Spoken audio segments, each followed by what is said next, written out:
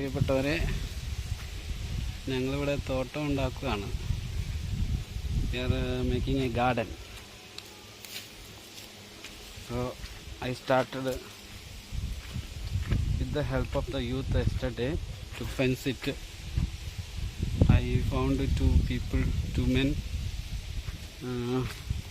I gave them work for making fence. Then yesterday youth also came to help me, and I have fenced around here. Then today morning 4:30 onwards I am working in this field.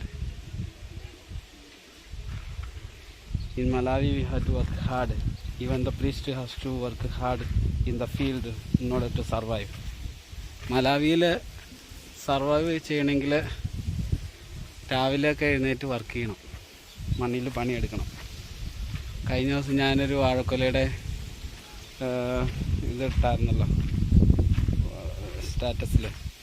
ഞങ്ങൾ പണിയെടുത്തുണ്ടായ വാഴക്കൊലയാണ്. അതുപോലെ തന്നെ ഞങ്ങളിവിടെ എല്ലാം വാഴക്കൊലയും വാഴയും ഒക്കെ കൃഷി ചെയ്യാൻ പോകുന്നു. പച്ചക്കറികളൊക്കെ കൃഷി ചെയ്യാൻ പോകുന്നു. കടുത്ത വേനൽ വരുവാണ്.